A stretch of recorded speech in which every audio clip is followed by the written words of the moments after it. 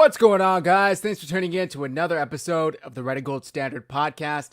My name is Zach Hernandez, and as always, I am joined by my co-host, Mike Andrews of Nothing But Niners. Our guy, Matt Llewellyn, will not be joining us tonight, so Mike and I will be holding down the fort. We've got a great show planned for you guys tonight, this evening, this morning, wherever you guys are tuning in from. If you're tuning in on X, do us a solid, hit like and repost. If you're tuning in on YouTube, hit like and subscribe. Wherever you're tuning in from, hop in the chat. We want to hear your guys' thoughts on this game. This win, the 49ers beat the Atlanta Falcons, primetime, Sunday Night Football, 20-10. We got a great show planned for you guys tonight. Like I said, tune in, subscribe, retweet, repost. You know, all the whole nine. Now that I got that out of the way, Mike, how you doing tonight? All is well, man. Had a really, really relaxing day. Got a lot of rest. Took my daughter to football practice and flag football practice. And then I got a chance to watch the 49ers game, man. And wow, I can't wait to do this breakdown with you. I hope that we do like the long one, like let's do it. Drive-by-drive thing, because I'm really excited about this game, man. I don't know if we want to talk about the news and all that stuff first, but I got a chance to, right before we went live, I was live on my channel breaking down Kyle's phone call. He does the media calls on Mondays. And so I got a chance to break that down, and we got some news in there. So we got some things to discuss, man. This game, we won, but it wasn't without costs. Yeah, I guess we could save that for after. Let's go through the good things first, and then we'll kind of bring everybody up to speed as we end the show with the news that broke today. I'm sure everybody's already heard it, but yeah, it was a great game. It was a great game. The 49ers took care of business at home in their red throwbacks. Fred Warner was in the house. The crowd was loving it, going wild. It was very nice to see. We had a Falcons fan in the chat. I hope she returns tonight. We asked her to come back Monday night for the recap show. But they took care of business, Mike, and I guess we could just get right into it, right? Without further ado, let's just get right into it. Yeah, let's do it, man. I told y'all, man. Yeah. Niners by 5. I was wrong, but Niners by 5. I told y'all we were taking this one, man. You underestimated them. Niners by 10. So yeah, I think I had them by 1 or something like that, or 2. I don't know. This might be our biggest win margin of the year. It is. It's the only non-one score win. Let's go, baby. Yeah. Let's go. So we start off. The Falcons win the coin toss, yet elect to receive the ball. They wanted their offense out on the field first. Did that surprise you at all? No. I got to rewatch it because I didn't see any of that live. I just assumed that we won and deferred to the second half, right? But that clearly was not the case. So what I do like, though, if I am the Falcons, I think I do want to start with my offense against this 49ers defense, right? No Fred Warner and all that. Let's just see what we can do out here and just get an opportunity to test the game. I came up with something.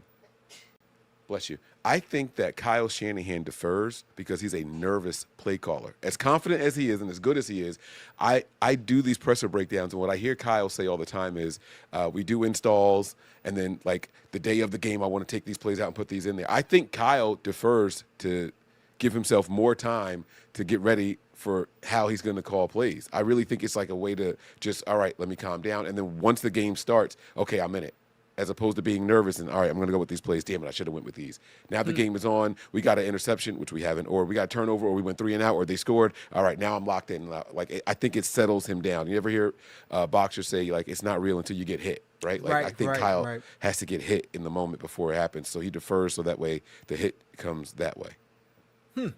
I mean, very well could be. I know they've always talked about getting an extra possession to start the third quarter, but it could be both. Both things could be true.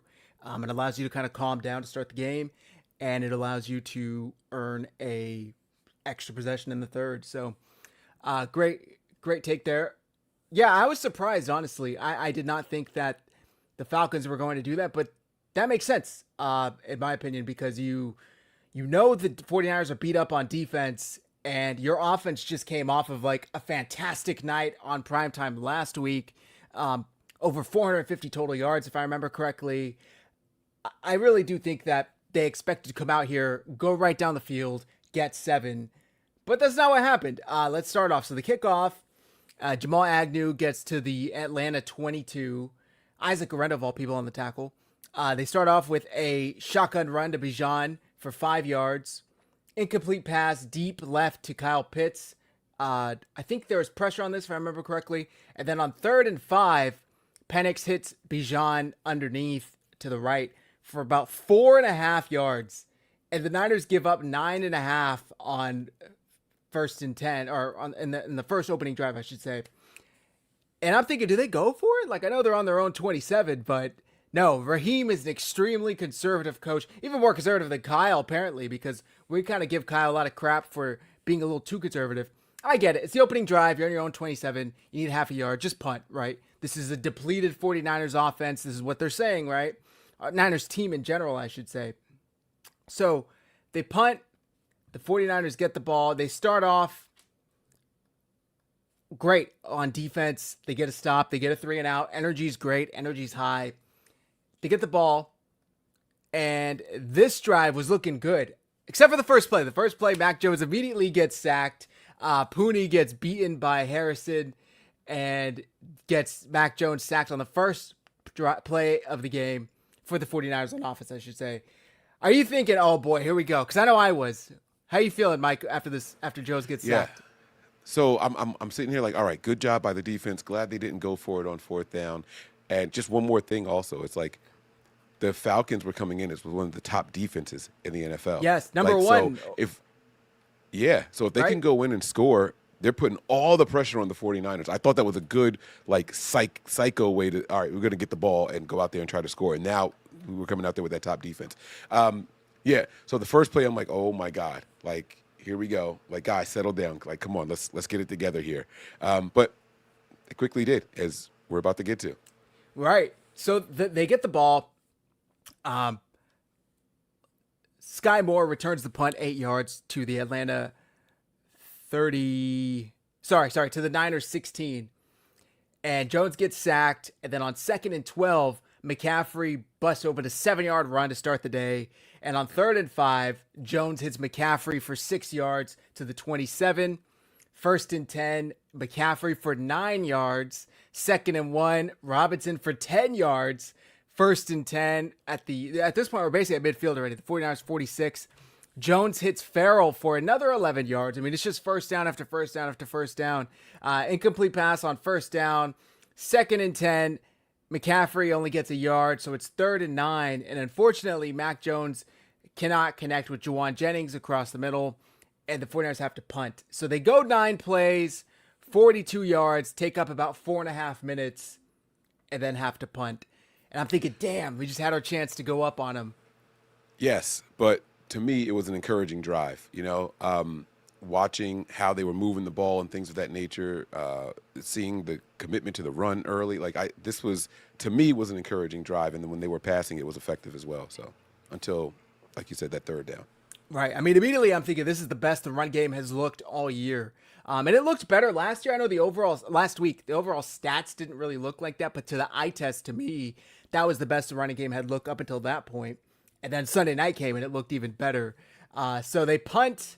The Falcons go on a 10-minute, 40-second drive that took 19 plays, 60 yards. So they start off at their own 20, got a kick for a touchback, I think, if I remember correctly. Hold on, let me check the punt here just so I'm correct. It was a touchback. So Bijan gets stuffed on 1st down. Mykel Williams and Tatum Bethune teamed up for that tackle. 2nd and 10. Penix hits Mooney for 12 yards. 1st and 10. Penix goes deep for Kyle Pitts. And there's a penalty on Atlanta for holding. So they get brought back 10 yards. If I remember correctly, the Atlanta offensive lineman was struggling to block Sam Okuwanu, and that's why he had to hold, who was had a great night. Absolutely great night. 49ers defensive line in general. But Sam Okuwanu, shout out to him. So then it backs him up to 1st and 20 at the Atlanta 22. Bijan runs for 7 yards. On 2nd and 13, Penix hits London for 10. On 3rd and 3, Penix hits Kyle Pitts for 7. He was just outmatching the 49ers DBs. I mean, we had Renardo Green on him, and it was just like boxing out on a slant. they had no answer for him, but just pitch They and use catch. that size. Yeah. Yeah, he's 6'6" or something like that. Like, he's a big dude. So 1st and 10, Penix hits London for another 3 yards. 2nd and 7 at midfield. Short pass to Bijan for 7 yards. 1st and 10, incomplete pass. 2nd and 10, 7-yard pass to Kyle Pitts again. 3rd and 3, Bijan runs to the right for 4. Huff and Lenore trying to stuff him and pull him back off the first down marker, but he gets it. 1st and 10 at the 33. Incomplete pass to Tyler Algier. However, the Falcons are flagged for an eligible man downfield, so they get backed up 5 yards. 1st and 15, pass short to Kyle Pitts for -3 yards because D. Winters came and blew that tight end screen up. So it's 2nd and 18, and this play hurt. Pitts scrambles to the right, gets out of bounds only for a 3-yard gain, and it would have been 3rd and 15, but Marcus Siegel is flagged for illegal contact, which gives the Falcons 5 yards and a first down. There were 2 illegal contacts actually on this penalty, both on the Niners, Siegel and Lenore. Mike, am I tripping, or it seems like they're flagging Lenore like crazy this year for these illegal contacts? Lenore is getting a flag every single game, and that's gonna stop people from thinking he's as good as he is when they start breaking down the PFF stuff. But I mean, he's a physical guy. He likes the challenge. That's what he likes to do. I think that when they tried to say like illegal contact, I thought they were going to say hand to the face, but it was like high in the collar area. But that's not what they called him for. So, but yeah, he's going to get those flags, man. Like, it's just something that we got to deal with. I mean, when you see what he gave up overall in the game, I'll take it. Yeah, I mean, I agree with that. It is unfortunate. And then they called, we'll get to it, but they called a horrific pass interference on him later on. So it really is unfortunate. So, all right, so instead of it being 3rd and 15 at the 49ers 38, it's 1st and 10 at the 49ers 33. Penix incomplete pass to Charlie Warner, former 49ers tight end. 2nd and 10, Penix short pass to Bijan for 9 yards. 3rd and 1, Tyler Algier gets 3 yards. All the way down to the 49ers 21-yard line. That's the end of the first quarter, by the way. 1st and 10, Bijan for 4 yards. 2nd and 6, Bijan for 2 yards. And on 3rd and 4, Penix is sacked by Sam Okuwanu for a loss of 5 yards, which puts an end to this drive and makes them come out to kick the field goal with John Parker Romo, who is good from 38. How you feeling, Mike, after this 19 play? 60-yard drive that took 10:40 off the clock. Ends in 3 happy only. With the results at the end. Yeah, I mean, like, it's like that bend but don't break thing was going on, but I was very nervous, like, oh, it's going to be a long game. And you look at how much time they took away from the Niners, and they can't even go out there and like, get an opportunity to answer, because, like, I was like, damn, like, the first quarter's over already, and we've had one possession. Like, it was a little concerning. So, but I was a little nervous at that point. I felt like we were moving the ball, we couldn't get points, and then they come out and they start moving the ball, and it's like, oh man, and it resulted in points. It's like, it's going to be a long game. We got to tighten up. I mean, at this point, it seemed like we were on the receiving end of death by 1,000 cuts, because it's not like the Falcons were dropping the ball 30, 40 yards down the field. I mean, it was like 7 yards, 8 yards, 4 yards, 3 yards. It was constant. So that was really frustrating. But they able to hold them to 3. Classic Saleh, bend, don't break. So then the 49ers get the ball back. And you get a touchback, so you come out at the 35. Jones goes deep for Kittle. It's incomplete. 2nd and 10, McCaffrey runs for 7 yards. 3rd and 3, Jones hits Jennings for 13 yards. 1st and 10 from the Atlanta 45. McCaffrey up the middle for 5 yards. 2nd and 5. McCaffrey up the middle for 15 yards. 1st and 10. Brian Robinson to the left for 2 yards. And then on 2nd and 8 from the Atlanta 23, Mac Jones hits Juwan Jennings maybe a little bit in front of him, if I remember correctly. Hits him in the hands. It hits him in the hands, gets batted up, tipped, I guess you should say, and then Caden Ellis, who was right in front of him, intercepts it.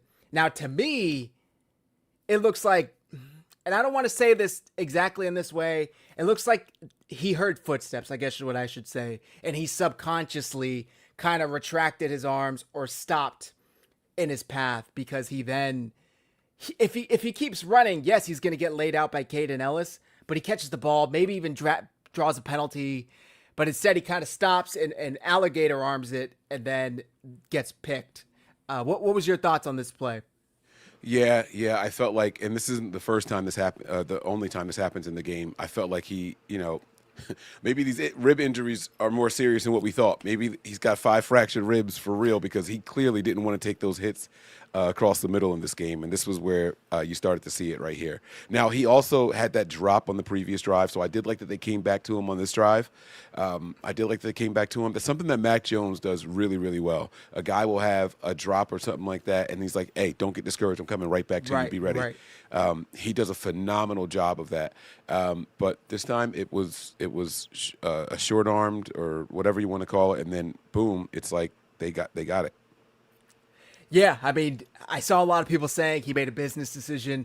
These are like half second. Like, I wouldn't go that far to say he actively chose to. I mean, if you're running full speed across the middle with a linebacker right in front of you, it's kind of like your instinct to stop and not get hit, especially like Mike said, if you have these injuries. It was just an unfortunate play. It was a really unlucky play. Caden Ellis just happened to be right there to be able to intercept it. So the Falcons get the ball, stops a scoring drive because they were already at the 22-yard line, right? Mac Jones, by the way, made the tackle on the interception. Good tackle. The Falcons get the ball. Bijan gets stuffed for no gain on first down. Second down, Penix passes for Darnell Mooney, incomplete, but Lenore is flagged for PI. 15 yards and a first down. So 1st and 10, they get bailed out all the way to midfield.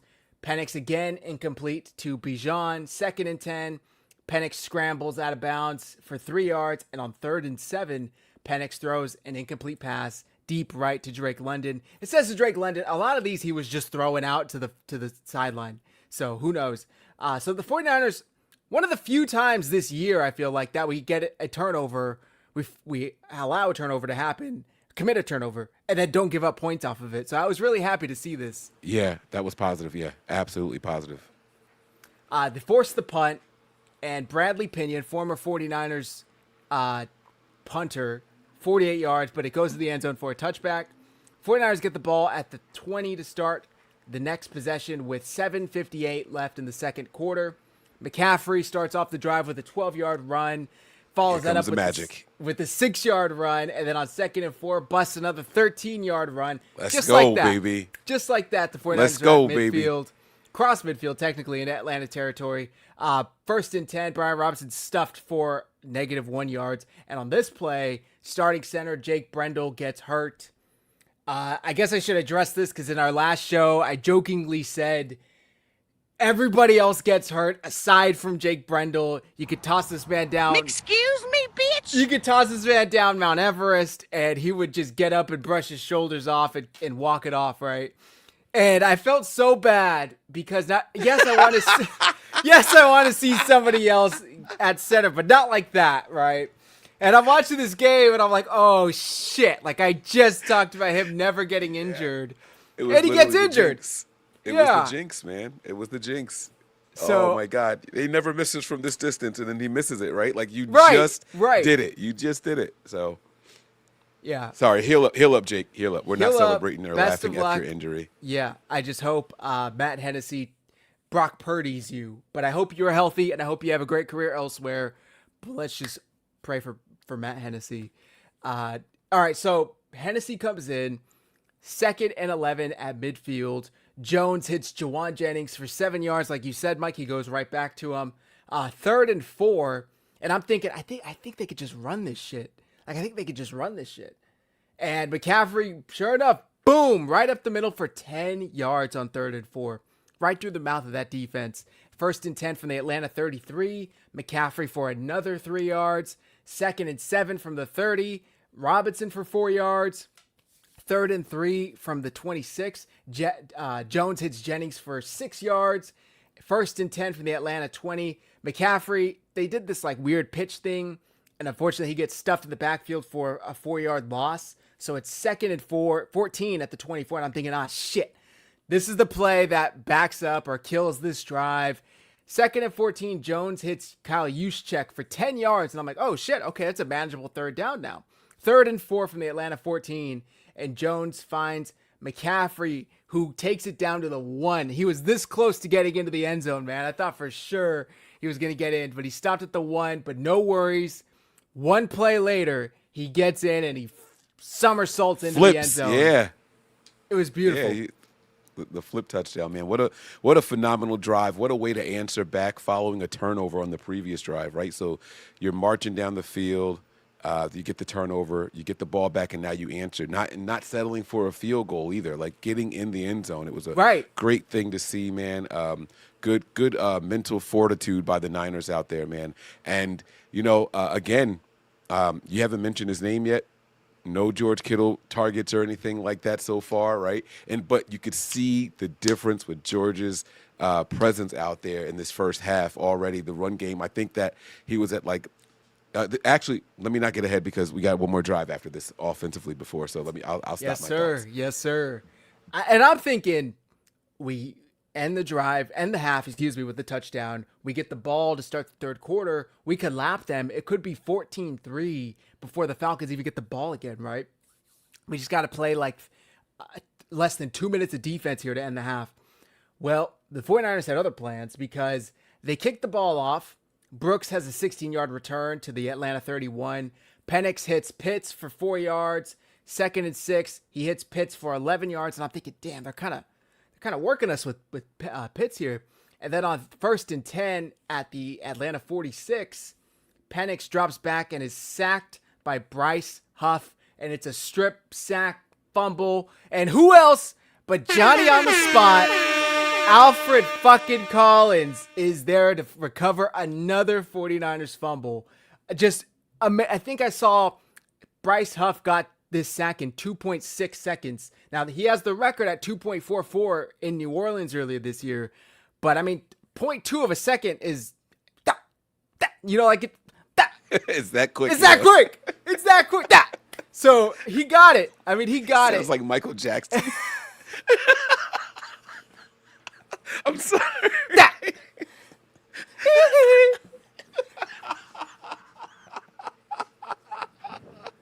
I love it, man. But listen, you gotta celebrate it, man. We're not getting the interception, so we got to do it this way. Right. This is what we're gonna do. Then, damn it, let's freaking do it, man. Let's keep the pressure on these quarterbacks. Let's keep getting these sack fumbles and recover these bad boys. Normally, we don't get the recoveries. We do it, and then they get the ball back. We're getting them now, so let's go. Last week, I think we had 2 or 3 forced fumbles against Tampa. They recovered all of them. The ball bounces their way. It's finally it bounced the 49ers way because, like you said, they're not getting any interceptions. So they force a fumble and recover at the Atlanta 46. They get the ball with 1:28 left in the first half. And Mac Jones hits Kendrick Bourne for 4 yards. Incomplete pass on 2nd down. And on 3rd and 6, this was kind of a weird play. Mac Jones is getting sacked by Leonard Floyd, of all people. He was here last year. Fumbles the ball.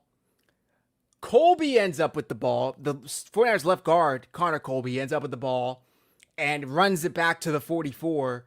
But then they reviewed it and said that it was actually a pass that was deflected by the defense, so it was allowed to be recovered by an offensive lineman, a non-receiver, so to speak. But apparently you can't move forward a fumble like that, a pass like that. So it went back to the spot of the foul or spot of the turnover. A fumble, I don't know what to call it. Spot of the fumble.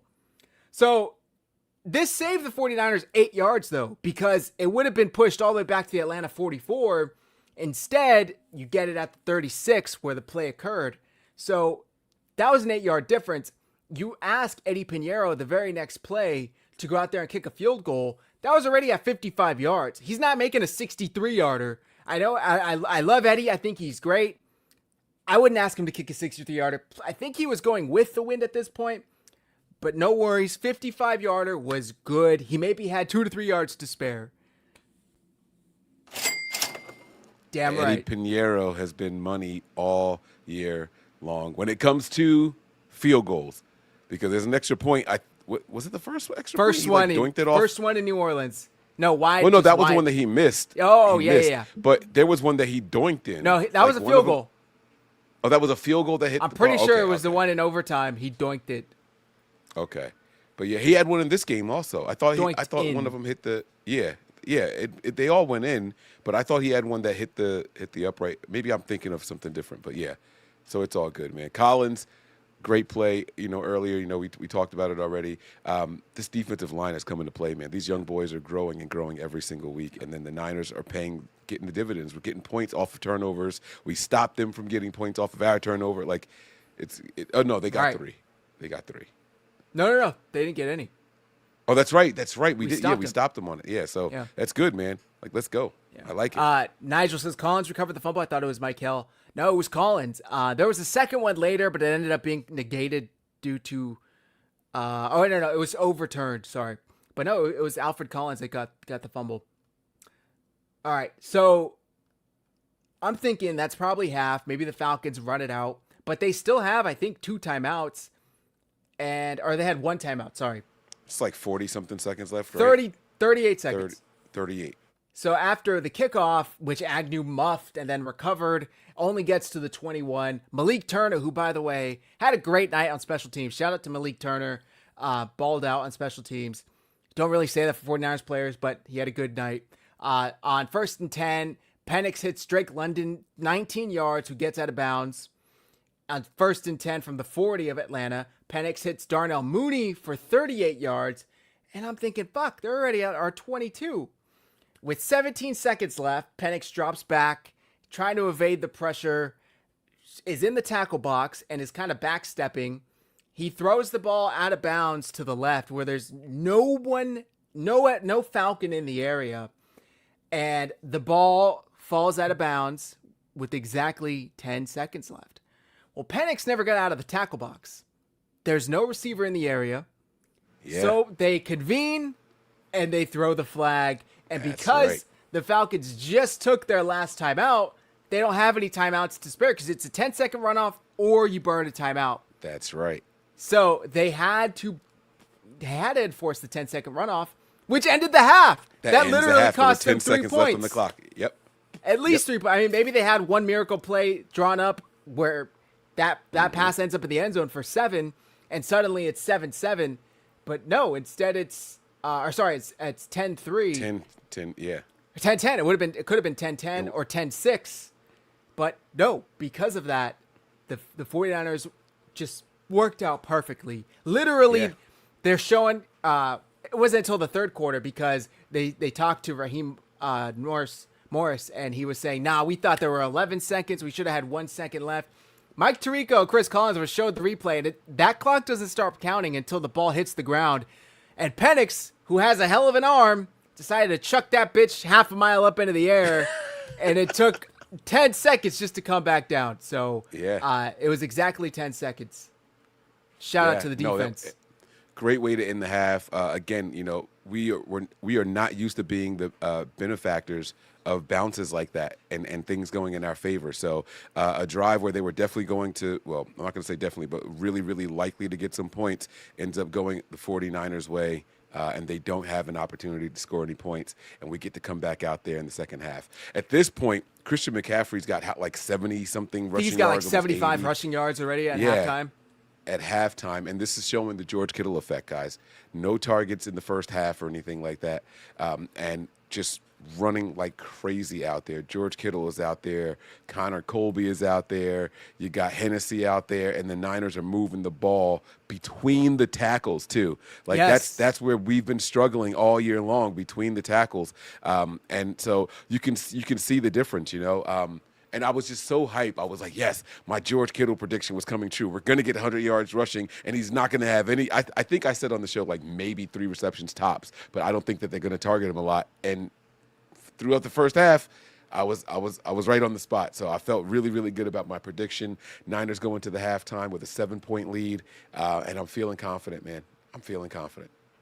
Yeah, exactly. And I was trying to find if I could see what the first half stats were, but I'm pretty sure he had about 75 yards rushing. McCaffrey, that is, in the first half. He was playing great.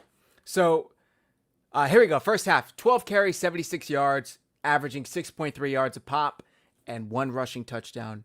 And that doesn't even take into consideration his receiving yards. So, Yeah, great game for him. great game. By the way, you said they were likely to score. I would say there's a 99% chance they at least get a field goal, unless something crazy happens. It gets blocked. Parker Roma misses from extra point distance because they're already at the 49ers 22. So they're definitely going to at least get 3. It would have been 10-6 at the very least. Who knows if they don't get a crazy DPI call in the end zone that puts them at the 1 with 2 seconds left, and penalty stopped the clock. So they would have had 1 play from the 1. Who knows? Anything could happen. Instead, it's a 10-second runoff. The 49ers go to half with a 10-3 lead, getting the ball to start the third quarter. So start the third quarter. Pinion kicks off. Moore has a 29-yard return to the 49ers 32. And McCaffrey, 1-yard run on first down. Incomplete pass on second down. It's immediately 3rd and 9, and I'm thinking, shit. We were gonna have the chance to go up 17-3, 13-3, and we're gonna go 3 and out to start the first drive. Like, come on. No. Mac Jones and Kendrick Bourne had different plans because Jones hits Bourne right up the middle for 10 yards, just what you needed on 3rd and 9. And on 1st and 10, Jones hits Sky Moore underneath, who makes a man miss and picks up 15 yards. When have we ever seen Sky Moore do this since he's been here? Never. Maybe we need to drop more plays for him to get the ball in open space. Maybe this is our new Deebo Samuel, Mike. Maybe. Are you fucking kidding me? No. And I know that a lot of people are going to go out there and look at that PFF grade and say, man, he was the best player on the 49ers offense. Dude, it was 3 reps. It was 3 snaps. Let's pump the brakes here. Like, no. I still want to see as little of Sky Moore as possible. But this is what happens when you are tapping into wide receivers 4, 5, 6 on the depth chart. So, everyone's got to step up and they have to do their part. So I was happy to see it in the moment. So, and I was during this being live, I was checking in from the birthday party that I was at, and I kept seeing people say, Sky Moore, let's go more. And I'm like, wait, what did he do? So I didn't get a chance to see it. I come home and watch the replay. I was like, this is what everyone was so hyped up about? Like that's it? It was so, one I mean, I catch get it. and run. Yeah. Something behind the line of scrimmage, like an end around or something. It was a weird-looking play, but, I mean, hey, first down, 15 yards, I'll take it, man. I'll take it. Right. We got a super chat from our guy, Gray Fox 198. He says, thank you, Gray Fox. We don't cheer injuries, but I just want to say, Zach, you spoke Brendel's injury into existence, and it was amplified by Mike laughing his ass off when you said it. Hennessy looks good. Thank you, Gray Fox. I appreciate it. Of course, we wish him, back to health soon, but hopefully when he returns healthy, Kyle will realize that Matt Hennessy is the better of the 2 options. And there's one play that we're going to get to that just this play alone proves that Hennessy is the better option. So thank you for your contribution, Gray Fox. Appreciate you, as always. So back to this drive. After the 15-yard catch and run by Sky Moore, 1st and 10 at the Atlanta 42. McCaffrey 4 yards. McCaffrey 2 yards. It's 3rd and 4. Who else but McCaffrey again for 12 yards right up the middle. They just had no answer for him. Mac Jones, a pressured kind of throwaway pass to Kittle, who can't haul it in. 2nd and 10. Brian Robinson is stuffed for a -1 yard run. 3rd and 11. Jones goes to Juwan Jennings, but it falls incomplete. So Eddie Pinheiro has to come out for a 43-yard field goal, which of course he made. 13-3. I don't know how you were feeling, Mike. This was a 11 play drive that went 43 yards, took about 5 minutes, and it only ended in 3. I would have much rather had 7, but how are you feeling? Yeah, for sure. But there was some third down conversions on this play that did make me feel encouraged. On this drive, on this play, there were some third down conversions on the drive that made me feel encouraged.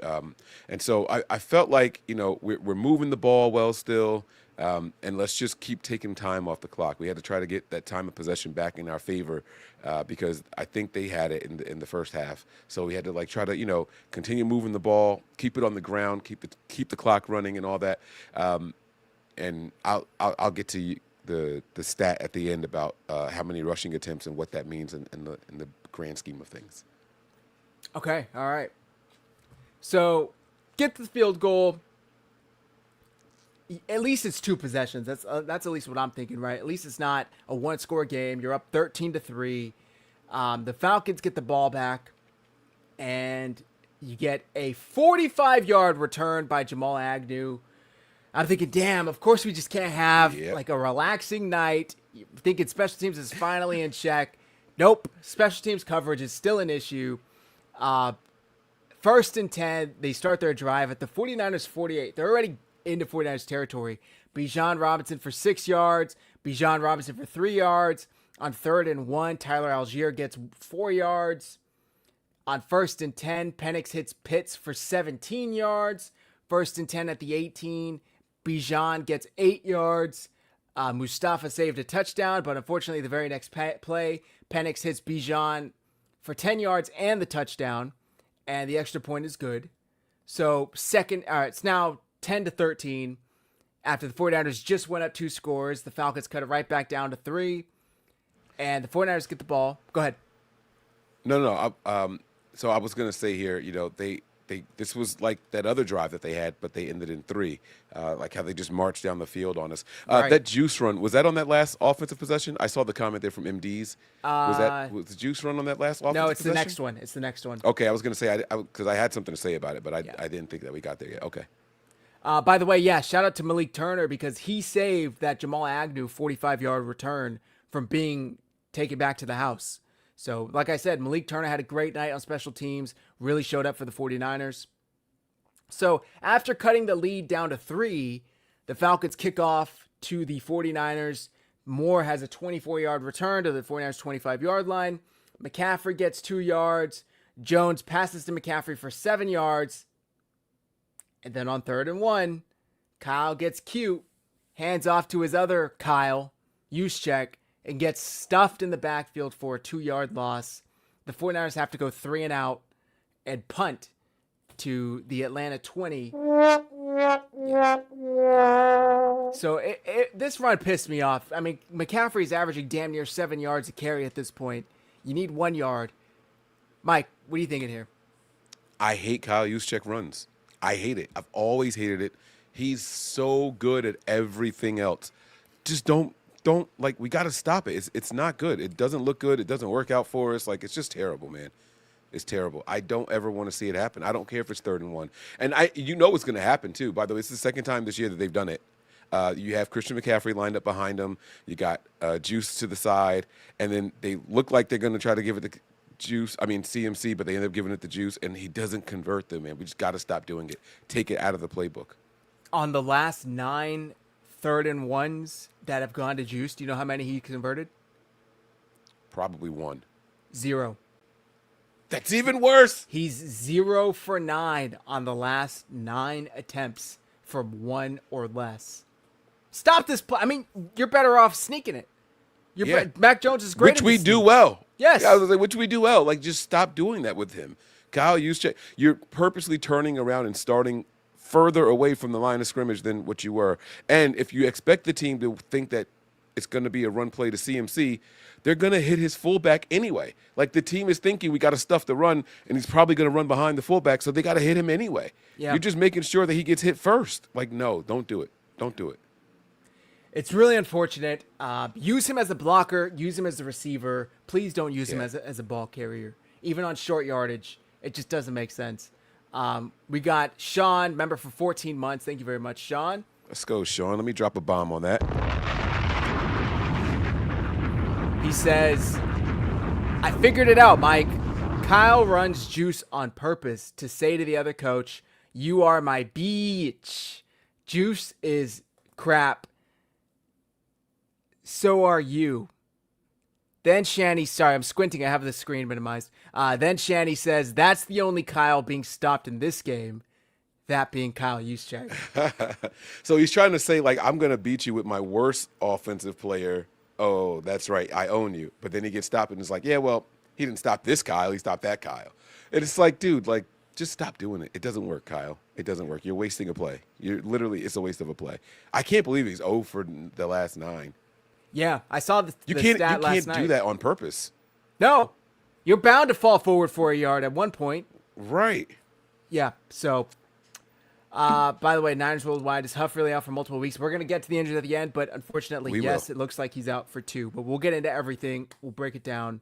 Okay, so the 49ers have to punt, and the Falcons get the ball back after a 48-yard punt. They start the drive at their own 33. Penix incomplete down the field to Darnell Mooney. They're flagged for an ineligible man downfield again, so they're backed up 5 yards. On 1st and 15 from the 28, Bijan, 2-yard run. 2nd and 13, incomplete pass to Bijan. 3rd and 13, Penix hits Washington for 17 yards. And at this point, they're starting to pick on Darrell Luter a little bit. 1st and 10 at the 47 of Atlanta. Incomplete pass. 2nd and 10, pass short right to Drake London for 10 yards. 1st and 10 from the Niners 43. Bijan runs for a yard. 2nd and 9, incomplete pass to Drake London. 3rd and 9, the Falcons are flagged for delay of game, which backs them up 5 yards. And on 3rd and 14, Penix goes deep for Washington again, and it's incomplete. And I'm thinking, oh boy, the 49ers just kind of lucked out here because Falcons are moving the ball. They're already in 49ers territory, only down 3, a chance to tie or take the lead. And the 49ers defense came through.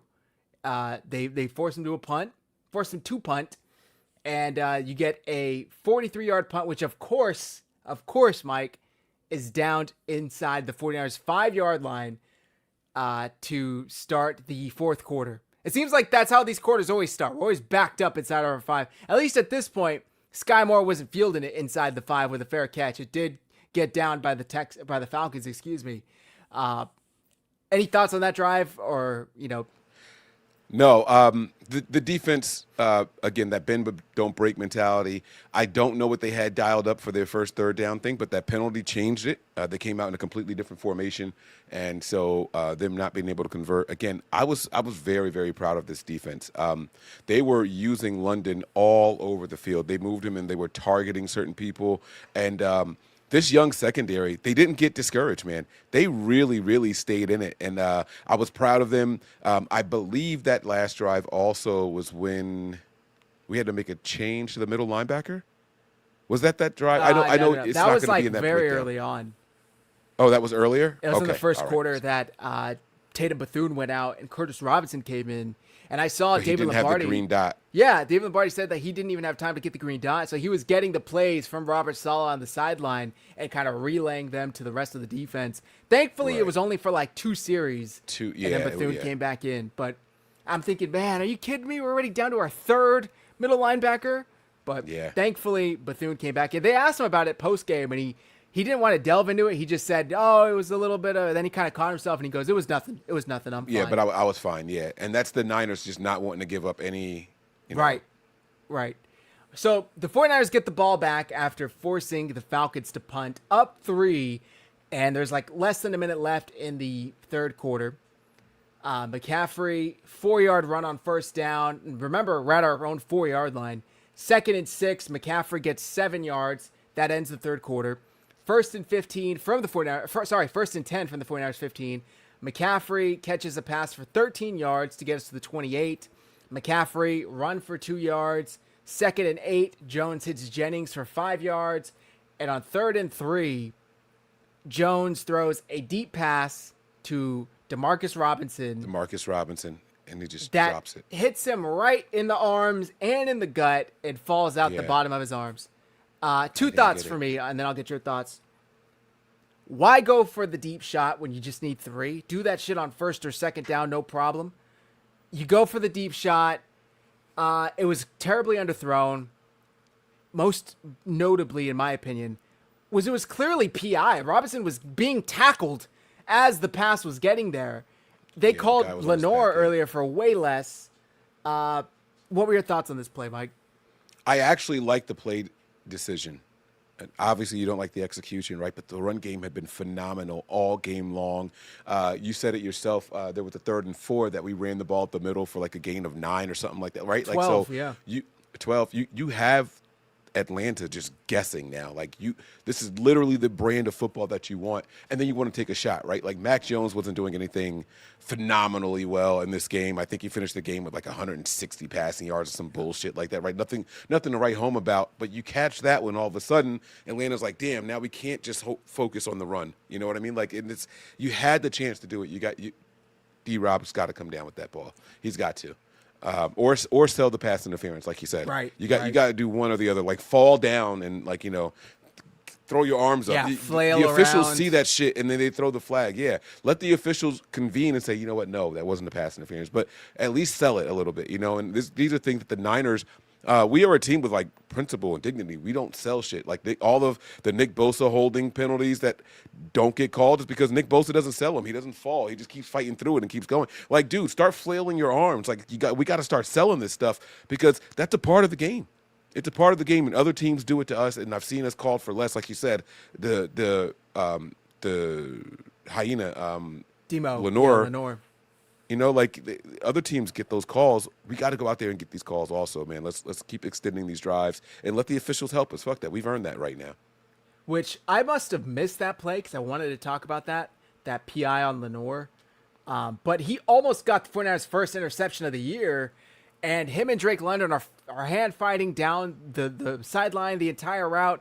Drake London kind of falls, and Lenore is there to get it. If anything, it should have been offensive pass interference, in my opinion. Even Chris Collinsworth, who hates the Niners, said, I don't know, this might be an offensive PI. Like, that's what I thought they were going to call when they first threw the flags. Like, even he said that. So, I mean, it was there for the taking, for sure. But very frustrating. And then they don't call anything on Hughes, who is all over Demarcus Robinson down the field as he's trying, not even making a play for the ball, just literally he had his arms wrapped around Robinson's stomach as he's trying to catch the ball. Nigel Crane says, take a drink every time Zach says McCaffrey in this game recap. Hopefully not this ain't alcohol. the recap to do that. Yeah, Right. I would say you better be drinking some. Here, get a nice big bottle of water, and then Right. you'll be safe. Come on, You're let's gonna go. black I got out. you. It's a Monday night, guys. So the 49ers have to punt after they can't convert on that deep pass to Robinson. And they punt. Jamal Agnew takes it back to the 17 of the Falcons for 5 yards. Malik Turner again, the tackle on the punt. Falcons start the drive at their 17. Algier gets 7 yards. 2nd and 3. Penix hits Bijan for 15 yards. 1st and 10 at the 39 of Atlanta. Bijan Robinson stuffed for -2 yards. 2nd and 12 by Bethune, by the way. 2nd and 12. Penix hits Pitts deep for 19 yards, all the way down to the Atlanta 37. To the Niners 44. And then Algier runs up for 2 yards. He gets hurt during the play. Mustafa hit him really hard. Took him a second to get up. On 2nd and 8 at the 49ers 42, Penix hits Bijan for 7 yards. 3rd and 1, Sam Okuwanu and Jordan Elliott team up to stuff Robinson at the line. 4th and 1, Penix has to... this is the play where Penix drops back. Go ahead. Before you get to the play, we go to 4th and 1, and they decide to go for it, and I'm nervous. Same. I'm like, man, like this is not our thing here. I feel like the Niners are the easiest team to get the 1 yard on when it's 4th and 1. I just feel like we give it up all the time. And so I was like, damn it, like this is going to be a game-changing moment right here. Like we got the lead, but it's about to go. Like this is going to get them hyped up and fired up. So mind you, we're still only up 3 points. It's still a 10-13 game. They're at our 35 already. And I'm thinking, shit. I mean, even if Penix is a big dude, even if they just quarterback sneak it, they're probably, likely, bless you. They're likely to get it with the injuries we have. But they shift Drake London out, and he's one-on-one on Chase Lucas to the right. And Penix drops back, fires a shot to Drake London, and Chase Lucas makes a break on this ball, and oh my God, literally right through his hands, the ball goes.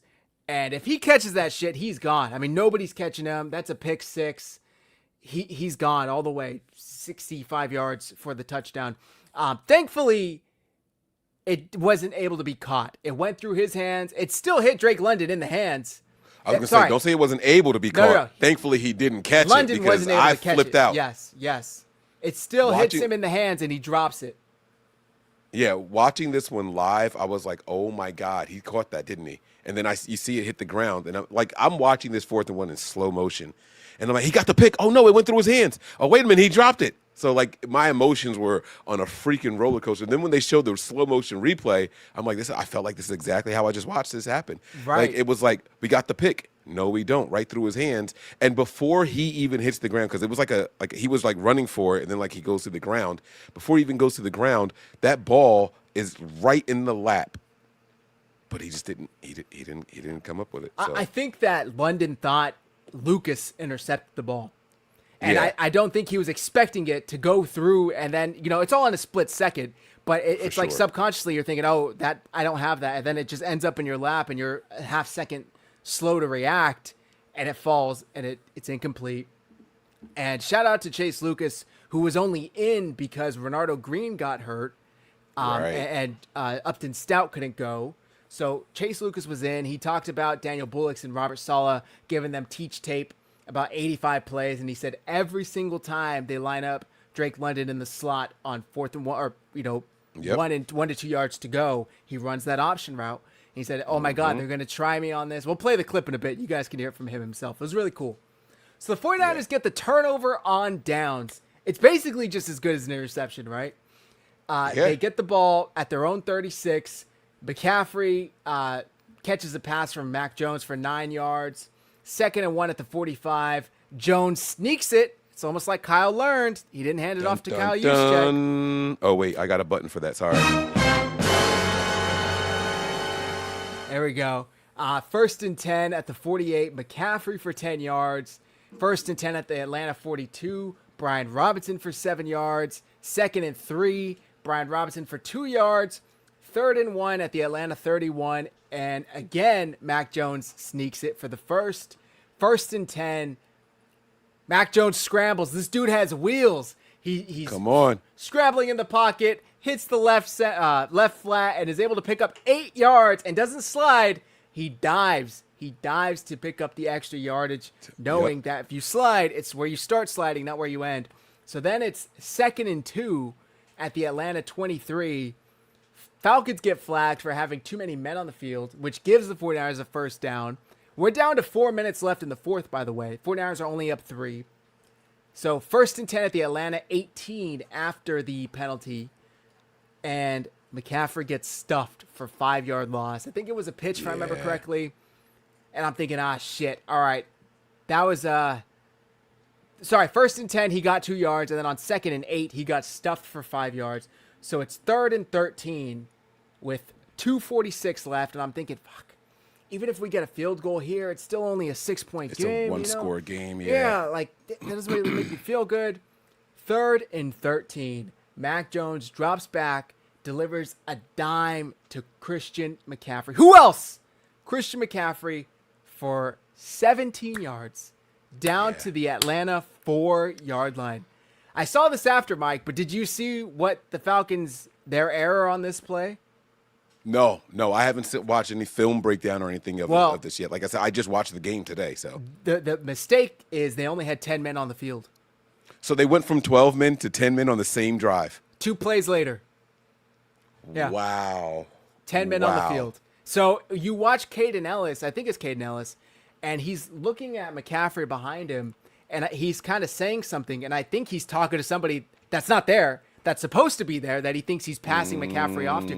Because if you watch that 3rd and 13, McCaffrey's wide open. He's just on a little slant route, or a little out route, and he's just there. Yeah. He's just there, You wide open. can't leave the most dangerous man on the 49ers wide open like that. So they only had 10 men on the field. Finally, the 49ers are the beneficiary of one of those mistakes. Last time there was a play with 10 men on the field, Warner We got his lost ankle Fred Warner snapped. for the season. Yeah. So it was amazing. It was a great throw by Mac Jones. Christian McCaffrey, of course, sure-handed, hauls it in, and it's first and goal from the Atlanta 4. 2.5 minutes left, by the way. Atlanta takes a timeout. This weirdly says that both Atlanta and 49ers took a timeout. I don't know if that's true. Yeah, they called the timeout first, and then we called the time. We went back Gotcha. out there, and I don't know if Kyle didn't like what he saw or the play clock was running down, but Kyle ended up calling a timeout also. Gotcha. Nigel, yeah, great point. Kyle said afterwards that after the 2nd and 8 run where he was stuffed for 5 yards to set up 3rd and 13, McCaffrey, you'll often see him go, I need one. That's right. Yeah. He wanted to come out for a play, and Kyle's like, we never ever tell him no, but I had a play drawn up that I needed him to go in, so we actually had to send him back in for this 3rd down play, and it was perfect because he was there, and he caught it. Who's to say that Jawan, Robinson, Bourne isn't there and drops the pass? It's happened plenty of times before where they're wide open, ball hits them in the hands, and they can't haul it in. Not McCaffrey, baby. Not McCaffrey. So the next play. All-State, baby. All-State. Exactly. In good hands with All-State, Exactly. baby. The next play is 1st and goal from the Atlanta 4, and McCaffrey's running, and it looks like he's stuffed at about the 2, and I'm thinking, all right, no problem. Kill some clock, get it down to the 2-minute. And as I'm saying this to Ashley, the pile keeps moving. And the pile gets into the end zone for the touchdown. Now, a lot of people were bitching that, Connor Colby Let's talk about it. Connor Colby pulled him into the end zone. I don't know if that's technically... McCaffrey's feet were still churning. They really never stopped, right? Now, I get that the rule is you can't pull someone into forward. But how dumb is that rule? Because you could push people from behind. You would think pushing somebody from behind would be way more beneficial to an offense than pulling them forward, right? Right. So there's 2 things here. One, I don't think Colby was guilty of what they said. And I did watch the game. I did watch the replay. I watched it in slow motion because they showed the replay over and over. After the touchdown, they cut to a commercial break. They come back, and the commentary, people are still talking about it. And the guy even said he should have been flagged. They said he should have been flagged, but here's my thing. There's 2 things. One, you're not supposed to be able to pick up a player and move him backwards. So one, his feet were still moving, like you said. But 2, Colby just happened to be there and facing the pile, and they were pushing into him. So yes, he had his hands on someone, but what is he supposed to do? Just lay down and fall flat? Right. He has to keep moving, and his arms just happen to be forward. I didn't see him grabbing Christian and pulling him backwards. I didn't see that. I did see his arms forward on Christian and the other people that were there, but he wasn't pulling the guy to get into the end zone. So I think that was a phenomenal no call by the officiating crew. I thought that was a really good no call. I agree. And like you said, he's falling backwards. What is he supposed to do? He's falling backwards, the pile is on him. McCaffrey's on him. He's just and they show it in slow motion as if it took 14 seconds to happen. This is 2.5 seconds tops, right? And so I agree with you. I don't think it was a penalty. I think it's a dumb rule in the age of the tush push, where if you could push, you could literally get a tight end, a running back, and a fullback behind your quarterback and push him forward. But you can't get, how beneficial is it for an offense to pull a player forward, even if they could?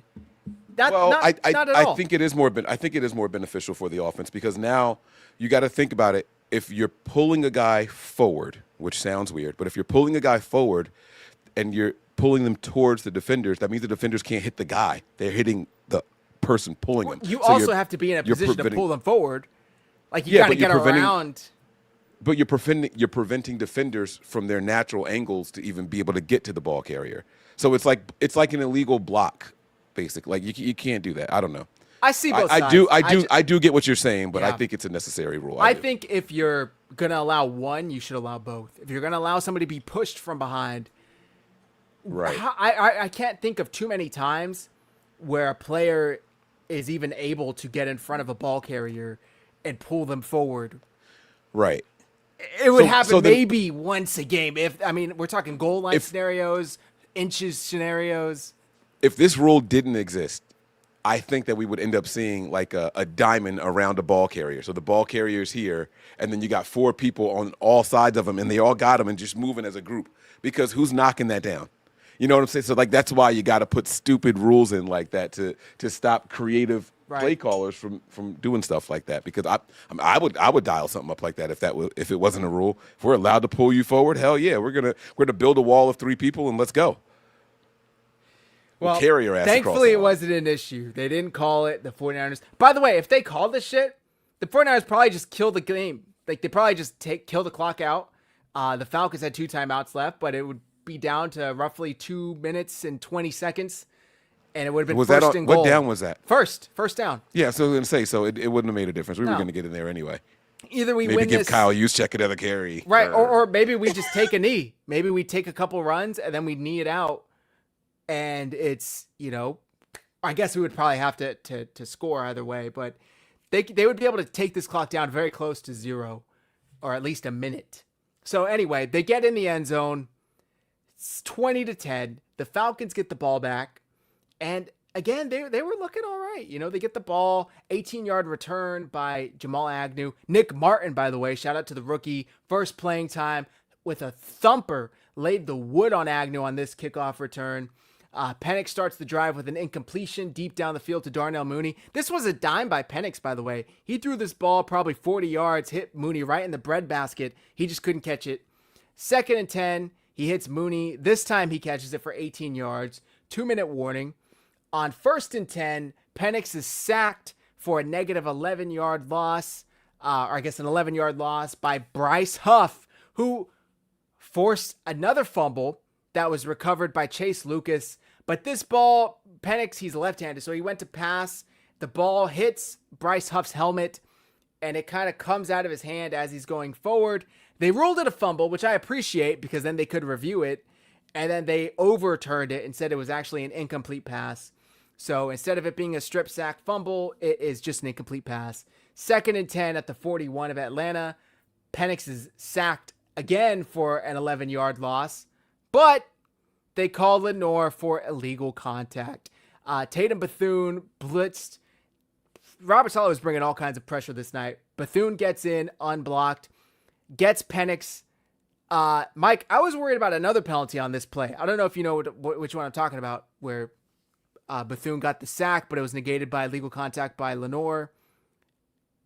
Do you know what? I know the play, but I don't know what other penalty you were worried about. I thought they were going to get Bethune for going low below the knee on Penix. Oh, okay. Because he was on the ground and he grabbed his leg. And that was the play, if I remember correctly, where Penix got up. It took him a while to get up, and he was kind of limpy the rest of the game after that. So I thought for sure they were going to call low hit. I don't even know what that penalty is called. Below the knee hit? I don't know. The Tom Brady rule. Yeah. I forget what it is. Illegal contact. I think it's just what they end up calling it though. But I think it's like 15 yards instead of 5 or something. It's like a personal foul, low hit. Right. So thankfully, unfortunately, a sack for an 11-yard loss by Bethune gets wiped out because of a BS illegal contact call by Lenore. So it's 1st and 10 at the Atlanta 46. Penix incomplete pass to Kyle Pitts. 2nd down, incomplete pass to Darnell Mooney. 3rd down, incomplete pass to Drake London. And on 4th down, they bring the pressure yet again, and he throws an incomplete pass. It says to Drake London, and really the closest person was a 49er. And the 49ers get the ball back. Turnover on downs. 1st and 10 from the Atlanta 45 with a minute and a half left. 15-yard run by McCaffrey. 4-yard run by Brian Robinson. And then it's victory formation, baby. Mac Jones takes 2 knees, and that's the end of the game. 49ers come out victorious 20-10 on Sunday Night Football. NBC deemed yesterday National Running Backs Day, by the way. I don't know if you caught that. And they had McCaffrey, Trent Williams, and Tatum Bethune all in the Hugh Hefner velvet robes and the chains. Yeah. So on a day, Mike, on a week, I should say, that all week we heard about was Bijan is the best football player in the league. McCaffrey is yesterday's news. Bijan is today's best running back. There's no running back better than Bijan right now. Christian McCaffrey looked like a different level. I mean, he looked like he was in a different league. And that's no disrespect to Bijan, because he's a great player. We obviously saw what he's capable of last week. For some reason, the Falcons didn't use him didn't go to him. The Niners defense had answers. They tried. Yeah. They were hitting that man early and often, man. Even I think his longest run was like 13 or 14 yards, something like that, maybe. His longest run was 8. His longest reception was 15, I believe. There you go. Okay, so I was going to say because before that it was 8. So yeah, you're right. So I knew the 8 number was in my head for a reason, also. But I mean, the Niners were there early and often, and he had to earn everything that they gave him. He didn't have a ton of ops. I mean, what do you have? 14 attempts. I mean, come on, 2.9. These look like 49ers rushing stats. You know, that's how we've been all year long, you know? Right, right. But damn it, I mean, we really, really made it a point to flip that script, and I absolutely loved it, man. And I thought Drake London had more receiving yards than that. It felt like he was just the man all game long. When I saw the end of it, I was like, that's all? Like, that's it? Like, he didn't finish as their top guy, but all right, cool. Yeah. It was wild. So Bijan is kept under 100 total yards from scrimmage. Yeah. Yep. And Christian McCaffrey finished with over 200 total yards, right? Yeah. So, yep. I mean, that's freaking let me beautiful. flip the stat here. Mac Jones, not a great night by Mac, but he got the job done. 17 for 26, 152. I wouldn't put that interception on him, and he was like half a yard to getting a touchdown pass to McCaffrey. But it is what it is. McCaffrey, 24 for 129, average 5.4, 2 touchdowns on the ground. Brian Robinson Jr., 9 for 36, average 4 yards per carry. Mac, those 2 rushes for 2.2 or for 11 yards. 5, but it's very impressive for Robinson to finish with 4 yards carry because he had like 3 that were hit in the backfield. Right. So, right. Like his stats, I mean, this offensive line and the tight ends were blocking their asses off. And by the way, he's not going to get a lot of credit for it from other people. But Turner not only had a good game with special teams, he was throwing some good blocks out there as a wide receiver as well when he was on the field. That kid, I have no idea what he brings as a wide receiver, but he looked good as a blocker for the 49ers. There were plays I'm like, damn, like look at who was 81 for the Niners, and I'm like is that Owen's son? Like did they elevate him? And I didn't like who was playing 81, and then I had to like go back and look. I'm like, oh shit, that's Turner. Like this kid was out. He was playing a really good game for the offense as well. No targets or anything like that, but damn it, he looked good out there blocking. Yeah. For the receiving end, Christian McCaffrey led. No shocker there. 7 receptions, 72 yards, average 10.3 yards per catch. Juwan Jennings, 4 receptions for 31 yards. Sky Moore, 1 for 15. Kendrick Bourne, 2 for 14. Luke Farrell, 1 for 11. Kyle Juszczyk, 1 for 10. And as we all expected, Connor Colby finished with more catches than George Kittle. Just like we planned, just like we drew it up. But no, it was a good game. Jones spread the ball around. I mean, look at all the players that had to catch. It's impressive. This is kind of the norm for him. Now, it was a lower end passing yards wise, but from what the guys said, Kyle Shanahan was telling them last night, we need to get to 40 runs to win this game. They got to 39. So I think they went into last night knowing we're going to win this on the ground, and it's going to be a Christian McCaffrey game. Tatum Bethune said that in the postgame, that Kyle told us this has to be a Christian game, and that just means feed Christian early and often, and it worked for them. They got the win. They took care of business, 20-10, Sunday Night Football. They moved to 5-2, remain tied for the best record in the NFC. Would be in the NFL, but the damn Colts are still winning. They're 6-1 somehow. We got some stats for you guys here. Let's start with this. Ray McLeod started the week talking shit about the 49ers, about Lenore specifically, I want to say. He was talking about how, man, I wish I could be out there, but I can't. 5-1, talking about Drake London and, is it Mooney? Is Mooney one? I think Mooney, yeah. Yeah, Mooney's one, yep. Yeah, who needed to go take care of business. Then he said, please, y'all know what I'm talking about. Well, look at Lenore in coverage here. Versus London, 2 targets, no catches, 1 PBU, almost had a pick. Versus Mooney, 2 targets, 1 catch, no touchdowns allowed. So, did they really go and handle that? I don't think so. Quite embarrassing for Ray, who, by the way, Lenore responded to saying, they sent your ass home to go work on your weak-ass release packages. He's not even with the team. He's like a healthy inactive. I don't even know what's going on with him. And for Ray to be salty about the 49ers when he cost the 49ers, I should say he helped contribute to a Super Bowl loss on that muffed kick punt. Right. Fuck out of here, man. They said that it was personal reasons he wasn't able to go to the game, so I don't know what it was. He's been out. He's been away from the team for weeks, though. Oh. This is like I an saw it ongoing said personal thing. though, right? Okay. I think it's All right. personal between him and the coaches. Gotcha. Okay.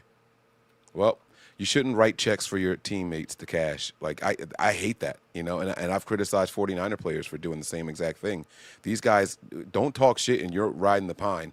You know what I'm saying? Like you can't keep doing stuff like that because they're the ones that have to go out there and you give all these teams bulletin board material. They get hyped up, they get fired up. Coaches go out and look for clips like that. Or they have people who look for clips like that, and they talk about that going into games. You shouldn't do stuff like that. Yep. So I have this article here from Steelers Wire. McLeod being named a healthy scratch for the second consecutive week. So it's 2 weeks in a row. Morris explained there's a little more to the mysterious situation. I sent him home, Morris said via Falcons.com, an excused absence. We are working through some things that are private with the young man, and we will get those things figured out. This is between Ray, the organization, and us. I wouldn't say it's a disciplinary thing, more of a football thing, something we have to get straightened out. So it's a weird situation, but they're making an active decision. I'm telling you, if they thought he was one of their best 3 receivers, they wouldn't be doing this. So Yeah, I also agree. some other Completely stats here. Highest graded 49ers on defense, or on offense, per PFF.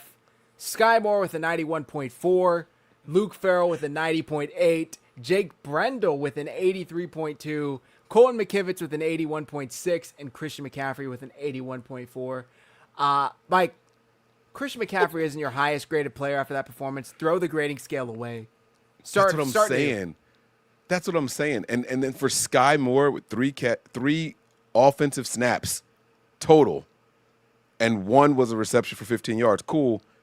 That gets you a 91.4 for PFF. This is like, it just makes me shake my head. Like, I hate when my eyes don't line up with someone's grading system. It just doesn't make any sense. I'm going to continue to trust my eyes. This does not mean Sky Moore deserves more reps at all. So just no. Yeah, I mean, I was bummed that Jordan Watkins got the inactive after practicing for the first time since injuring his calf. I thought for sure he would get the look, the nod. They were testing him on kickoffs again. Hopefully next week we can see Jordan Watkins because at this point, I'm tired of these drops. We need some speed. Watkins brings that speed. Maybe we can get him involved somehow, even if it's just on special teams. And then the highest grades on defense, Bryce Huff, no surprise there. These make a little more sense to me. Bryce Huff with an 81.9. Chase Lucas with an 81. Shout out to Chase Lucas. Sam Okuwanu with a 79.9. Tatum Bethune with a 79.3.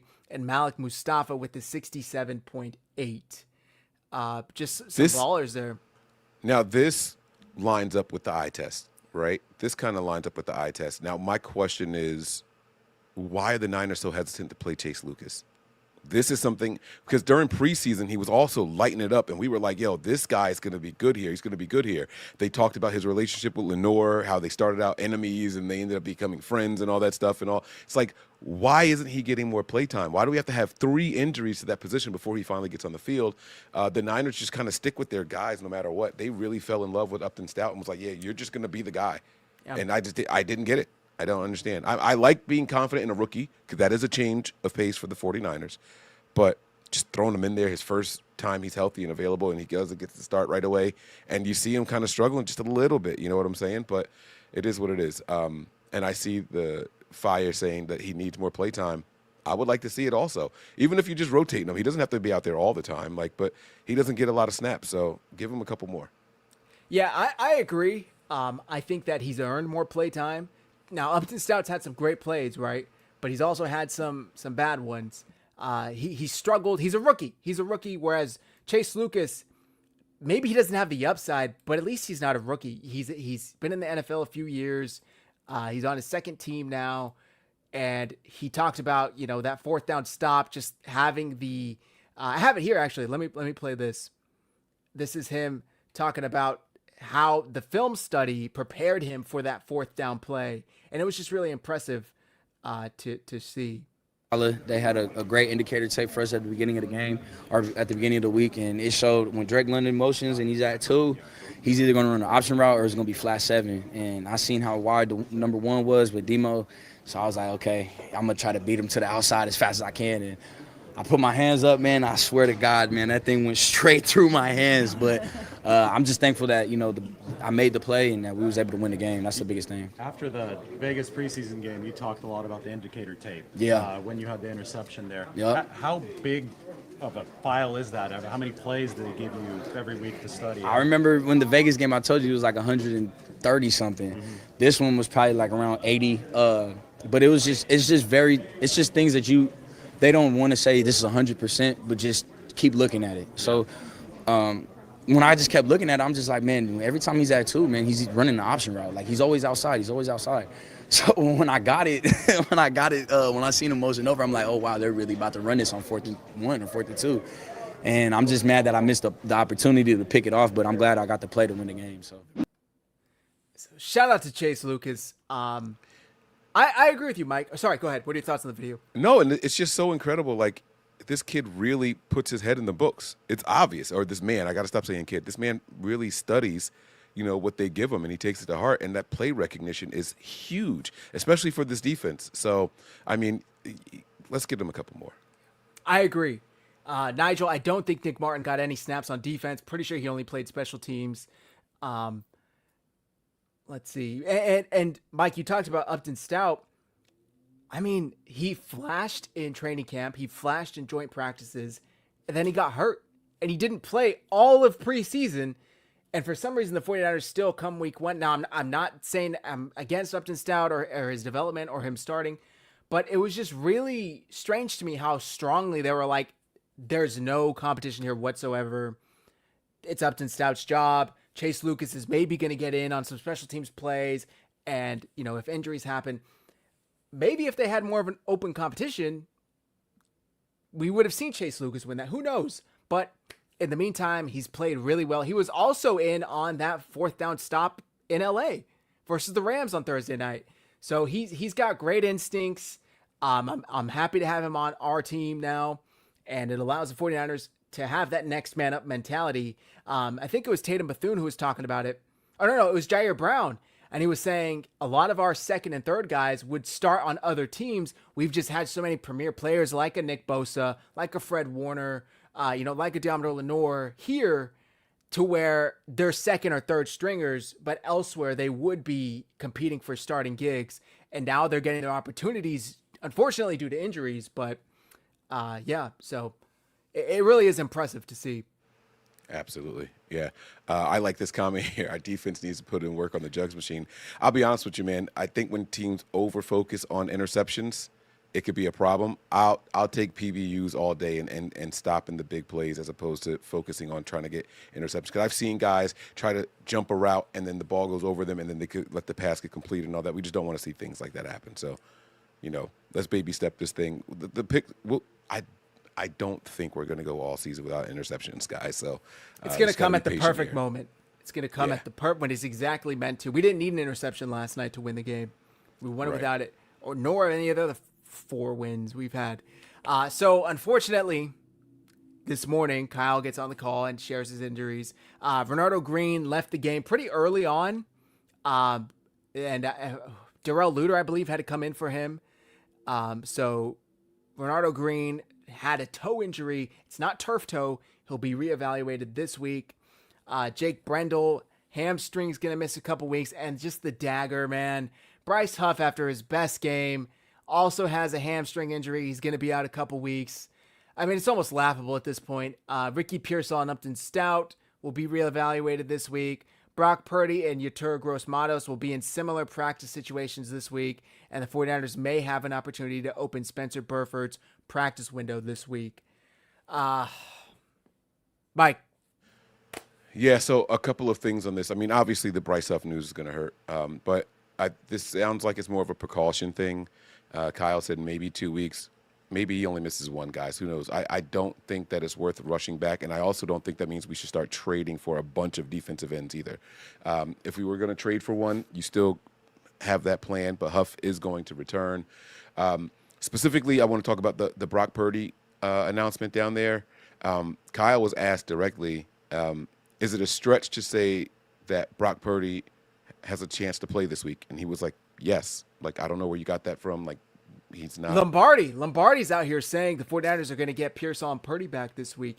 He's been saying it for 2 weeks now, 3 weeks, going back to after the Rams game. Right. And so Kyle kind of shot that down right away on this call. Like, that is a stretch. So I don't know why you guys are saying that. Like, and then later on, a reporter said, are you hesitant to get a guy out there that's not playing on a natural grass? And I hated that comment. I hated that question. Guys, if they're healthy, they're going to play. Like, you can't just sit here and say, oh, I'm not going to play because of the turf. No one can say that. No one is allowed to say that. So I don't want to, like, right. It's a question that shouldn't even be asked to coaches. Like, oh, well, we're going to MetLife? Okay, no, we're not going to play there. We're gonna play in MetLife this year. I mean, what does that say to the players that are playing? We don't care about your ACLs. We don't care about your hamstrings. We're going to rest these guys, but you guys go out there and play for us. I mean, I agree with you, Mike. If you're healthy enough to play, you're healthy enough to play. Now, I would weigh it in when considering maybe if you're 50-50, maybe that gives the nod to no, don't play because you take that into consideration. But if you're otherwise good to go and you would have played on grass, no, I agree with you. Mike, did you catch during the game? I know you watch it. You call the game, so you don't often watch it. I don't know on your rewatch today. They talked about Purdy's injury. Did you happen to catch that during the game? I did not. They talk about his injury and they give like a diagram of the foot. Oh, I did see it. Yeah. I did see it. But there was something that Brock Purdy said to, forgetting the sideline reporter's name, that really kind of caught me off guard. And he said that not only could any wrong movement immediately re-injure it, there's no timetable for his return. And I was like, whoa, like they immediately set a 2 to 5 week timetable back in week 1 when he got hurt. And he's kind of been week to week. Not only that, going off of coming into the Jacksonville game, he was off the injury report entirely. That Friday, if you guys go back and look, he was fully healthy, according to the 49ers. And then he goes out there, has a horrible game, has 2 interceptions, and then, he re-aggravated the toe injury. That makes me think he was never healthy to begin with. And I get he was the healthier of the two between him and Mac, but that doesn't make sense. You just gave this dude $200 million. Like, if he's the healthier of the two and he's still unhealthy, punt the game, start Martinez, and say a prayer. Because it's malpractice, in my opinion, to have coached him out, to have thrown him out there knowing his injuries. And you could have... This is an injury that took out Jack Lambert. This is an injury that took out Patrick Willis. Like, this is a very serious injury that can last. I mean, I know people that aren't athletes in my life that had this injury. We're talking years. Like, we're talking years in multiple surgeries, and they're still dealing with it. Now, again, they're not a medical athlete with top-of-the-line healthcare and surgeons and all that stuff. This is the same injury, may I remind you guys, that Joe Burrow suffered in week 2, and that immediately put him out for the whole year. I don't know, Mike. Am I like being unreasonably angered at this? No, I was the first person to say don't rush him back against the Jaguars. I said it's an AFC opponent. We're undefeated in the NFC. Like, there's no need. Like, if we're going to chalk it up as a loss, chalk it up as a loss. Don't rush him back. It's not going to be worth it because you're going to lose him for longer than what the original diagnosis was. And here we are heading into week 8 and still no Brock Purdy. So, no, you should be angry about it. And this is what I was trying to prevent. Everyone's like, oh, no, you just like Mac Jones. It's like, I don't give a shit who the quarterback is. Don't rush the franchise guy back in what I call the meaningless game. And then that's another thing that pissed people off when I said it. There's no such thing as a meaningless game, blah, blah. I get it. Guys, we were 3-0 at the time. We did not need to go out there and try to see if this toe is going to possibly, you know what I'm saying? Like, it was an AFC game. It was an AFC game. Right. We lost it anyway, by the way. Exactly. We lost it anyway. Exactly. So Was it worth further injuring him? I have the clip here. This may get us copyright, whatever. It's like a 20-second clip. I'll just play it just so the viewers can see what I'm And talking later about. on, by the way, if we do get copyright, there are options on YouTube where you can clip it out. So Okay. Toe may not sound like much, but it can be debilitating. There are varying degrees. For Brock, he hyperextended his right big toe week 1. By the way, I just want to say they just fucking snuck this in the game. Like, you're just going to throw this at us mid-game and not even like... Tearing the stabilizing ligaments under the joint.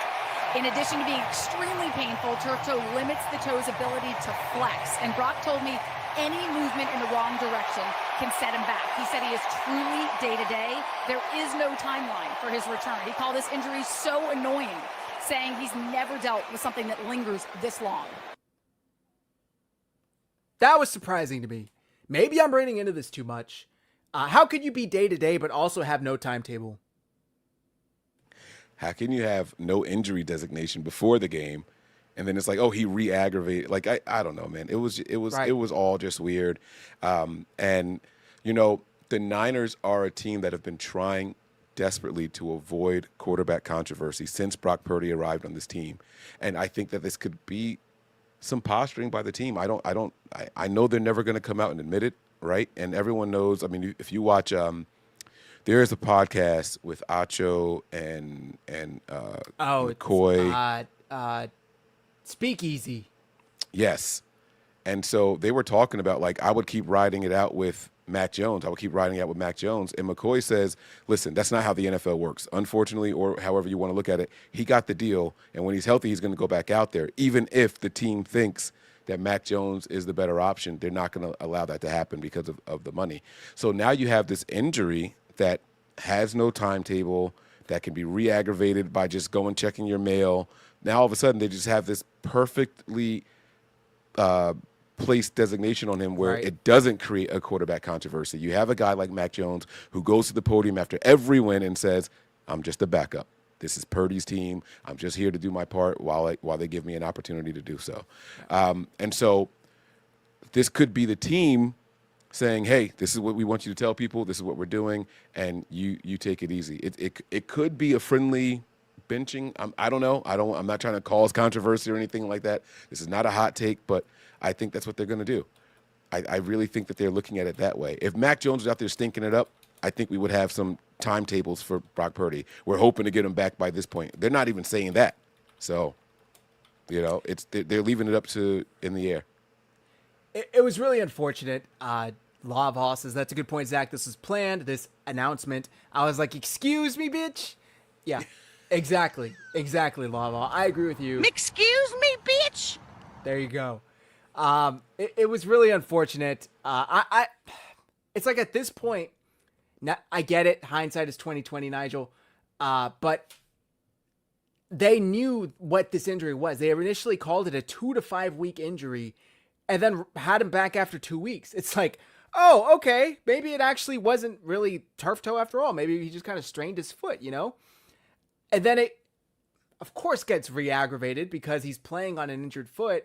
And I've seen people say, well, Purdy probably said he was good. It's the job of the team and the medical staff to hold a player back because he's always going to say he's good. He's always going to want to play, especially Brock Purdy, highly cognizant of the fact that a quarterback can be replaced due to injury. So that's how he got his gig, right? He sees Mac Jones come in, win a couple of games for the 49ers, and now he's thinking, okay, I got to get back. I'm good to go. So it's just unfortunate the way this is played out. And I hope the best for Purdy. If they didn't play him that week 4, he would have had 6 weeks of rest now. Unfortunately, now he only had 3, and then he played, re-aggravated, and then it's been another 3. So, I don't know. It's unfortunate. We got our guy Joe here on a mission to say that Purdy is better and Mac Jones sucks and all that. And that's fine. You can feel however you want to feel about the two quarterbacks. Purdy's not coming back anytime soon based off of everything that we just saw, based off of what Kyle is saying. So it's not a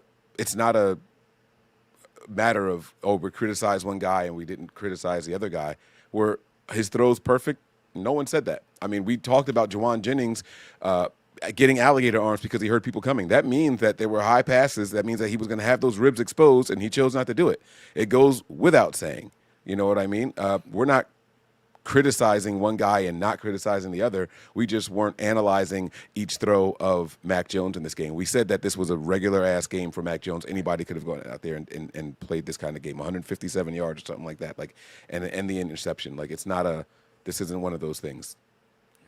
And by the way, I saw that you said we should have dominated this team. This is the team that just beat Buffalo. This is a team that had the best defense in the NFL heading into this game. Best rushing I understand. offense. Right, I understand your angle here, but no. Don't sit there and make it sound like this was supposed to be a cakewalk. A lot of Niner fans chalk this game up as a loss after they watch what Atlanta did to Buffalo. So don't do that. Nigel, I trust medical staff to know what they're talking about. So if they cleared him, talking about Brock Purdy, I don't. I actually don't trust the 49ers medical staff. This is the same staff that told Bosa he was good to go back in the game a few weeks ago after Bosa knew he tore his ACL. They've done so many things wrong, or they were wrong and, led to further injuries. I'm not saying that they should be 100% correct because, of course, they're people. It's going to happen. But there's a track record here where these injuries just get worsened due to playing. Let me correct you so we don't get overly critiqued. They didn't clear him to go back and play. They ruled out an ACL tear. Thank you. By the hand test. Yeah. That's what they did. And then it turns out it was indeed a clean ACL tear. It just completely severed. Right. So, Thank you. Yeah. Thank you. Yeah. I just think there's a little bit of caution. We should exercise a bit of caution with injuries with this team. They said Bryce Huff's out for 2 weeks. In 49ers speak, that's like 3 months, right? We'll be lucky if we actually get him back in 2 weeks, the way Kyle Shanahan. You guys remember Christian McCaffrey going into last year? Perfectly healthy, perfectly fine. Mm-hmm. Monday Night Football, he's actually inactive. He missed 8 straight weeks. Right, exactly. To start the year. They were trying to make it this secret that remember the Mason interview when they That told was me the on whole Wednesday thing. I was going to get to start, and then it's the kids crying at the podium. It's dude, shut the hell up already. You cannot trust what they say publicly, and clearly you can't trust this medical team. You can't trust the reports that they put out there. I do have a question for you before we wrap this thing up here. How did you feel about the pass protection in this game? I thought it was fine. Off the top of my head, I want to say Mac got sacked twice. I think it was 2 times, yeah. Just the first play of the game, and then I want to say sometime in the third. Oh, the play to Connor Colby. I think that ended up. I don't know if that was ruled a sack or not. Because that was kind of weird. I guess it was a pass. Right. But I think it was fine, honestly. Mac was getting the ball out quickly. It wasn't really an issue for the 49ers to deal with. Matt Hennessy looked good after Jake Brendel went down. And the Falcons have a good defensive line. Now, they were without their top pick, Jalen what? They only finished the game with 1 sack, according to this. So, well, that second one, that ended up being a pass to Connor Colby, right? So, it should have been 2, but that kind of lucked out there. Yeah. I thought they were actually pretty good. They handled their own. Trent was great. Trent looked good, yeah. I pulled up the pressures. Let me see if I could find this really quickly for you before we wrap up. But what did you think? No, I was actually very impressed, especially with Hennessy going in there too. I was proud of how the offensive line held up for the most part. It was good to see those guys get into the second level in the pass game after pass pro. Getting to the second level in the run game. I thought the pass protection was okay. It's not like we were throwing the ball a ton in this game, so I kind of like that. This was not a game that we were going to air this ball out. That was never part of the game plan. So I liked it. Kyle said that the plan was to run 40 times. If you're running the ball, that's what I wanted to say. If you're running the ball, if your plan is to run the ball that much, you aren't going to get one of those games with 70 offensive plays. And here's why. Every time you run the ball, you're taking 1.5 minutes of play clock. I know that sounds like that can't be right, Mike, but you just do the math, right? You get 25 seconds in between plays. I'm sorry, you're taking a minute every time you run the ball. You get 25 seconds in between plays. And then there's the time of the actual play. Let's call it 5 more seconds, 10 more seconds, right? That's a minute every time you run the ball. And so if that's part of your game plan, you aren't planning to throw the ball 25 to 30 times in that game. So that just lets you know what they were expecting in this game. It was not supposed to be some phenomenal Mac Jones or Brock Purdy. I don't care who the quarterback is, if you're planning on running the ball that many times and you get a chance to do it, you're not passing the ball. And it doesn't stop the clock from running. That's the important thing. The clock continues to run the entire time. Every incomplete pass stops the clock, and so it extends the length of the game. So I thought they did good, though. Yeah. So great point, by the way. Lombardi had the pressures here allowed by the 49ers offensive linemen. Falcons allowed 22 pressures. 49ers only allowed 6. Connor Colby allowed 2. Matt Hennessy 1. Trent Williams 1. Colton McKivitz 1. And Dominic Pooney 1. Which most of which came early. Agreed. So there was also, I swear I had it pulled up here, the amount of pressures that they got, which 22, let me pull it up here, was amazing. I mean, this is a team that has struggled to get pressure since Bosa's injury. Yeah. Even before Bosa's injury. Let's not be like Bosa. They were getting some pressures, but like 22 in one game feels like a whole lot of pressures. So, Here we go. Yeah. So number 1, Sam Okuwanu with 5. Well, I should say tied for number 1. Sam Okuwanu and Bryce Huff, who each had 5 pressures and a sack. Alfred Collins, the rookie, 3 pressures up the middle. D. Winters with 2. Jordan Elliott with 2. Kevin Givens with 2. Tatum Bethune with 1. Chase Lucas with 1. And Michael Williams with 1. Michael Williams only had 1 pressure on the stat sheet, but he was giving Jake Matthews a handful all night long. All night long, he was pushing Matthews back into Penix's lap. He looks like a problem. He looks like an absolute problem to be dealt with. Yeah. I can't wait for him to get settled in at one position. Like, he's going to be special. This kid, he's got what I see why they drafted him. And I know a lot of people were concerned with he was just a rotational guy over there, never really a starter. I'm not mad at the pick, but I'm mad at where they picked him and all that stuff. Like, there's no guarantee this guy was going to be there in the second round when we made our next pick. So they had a guy that they saw the most potential in. That's what they went and got. So I like it. Yeah. Not only that, there was a run on defensive lineman right after we took Williams. Yeah. The Dolphins, the Steelers. I'm forgetting who else, the Falcons, like all these teams went and got either defensive tackles or defensive ends. So I'm happy with him. I think he's developing very nicely for the 49ers, and I'm really excited. By the way, we didn't even talk about him. Shout out to Robert Saleh. Shout out to Coach Shanahan. Coach of the Year and Assistant Coach of the Year candidates by far. I think, unfortunately, Steichen is leading the odds right now. Nobody is doing more with less than the 49ers, right? By far. And yep. And that's why I think that they should be in the lead for the Coach of the Year candidates. Yep. All right, Mike. Any final thoughts here before we wrap up? No, man. This was a lot of fun. I want to thank you for having me on tonight. This was a really, really good show. I love these breakdowns and all that stuff. I love getting to share and reflect on the game. But that's going to do it, man. I don't have much else. Make sure you guys that for following and watching right now from the Nothing But Niners channel, head on over and make sure you subscribe to the 49ers Hive channel as well.